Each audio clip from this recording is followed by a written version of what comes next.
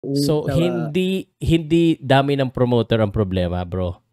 Ang problema, exposure. Kasi dati si Ala, kapartner niya ang ABS-CBN na napakalakas mag-promote ng mga event at mga boxers nila. bakit tayo ngayong wala tayong mga world champion sa larangan Mm. ng boxing, kulang talaga tayo ng promoter eh. Yung nagmula dito sa Pilipinas, 'di ba naalala mo noon, Pau, may ala tayo, naalala mo? Mm. Kung may ala pa, marami tayong mga boxing na nakilala sa buong mundo, 'di ba?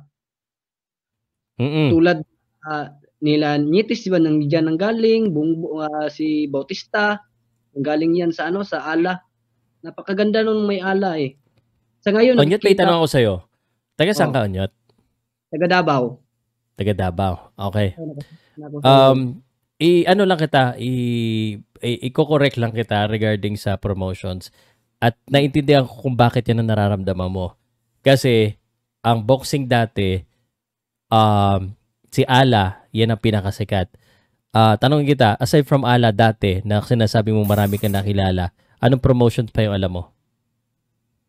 Si ala lang kasi yung ano eh, nakilala ko na mas Correct. sa buong So, sa hindi dami ng promoter ang problema, bro. Ang problema, exposure. Kasi dati si Ala, kapartner niya ang ABS-CBN na napakalakas mag-promote ng mga event at mga boxers nila. Ibig tama. sabihin, talagang sikat talaga ang mga boxers nila. Hanggang ngayon, ang mga boxers ng Ala ang sikat. Napakalaking bagay ng ABS-CBN sa kanila dahil napapanood buong Pilipinas at hindi pa ganun kalakas ang social media noon na lahat tayo may kanya-kanyang iba't ibang pinapanood.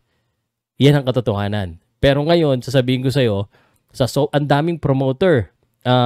For example, Keyboard, Sandman, Omega, ARQ, PMI, Jindomar Promotions, meron pang doon sa Surigao. Ang dami, lampas 30 active na nagpo-promote.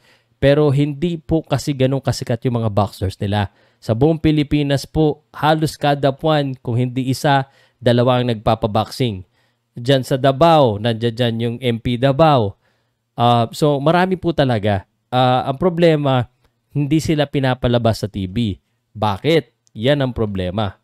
Kasi parang hindi na yata gusto masyado ng TV kasi hindi masyado kumikita ang boxing. Kasi ang pinapanood ng mga tao, basketball, volleyball, mga pogi at saka sexy.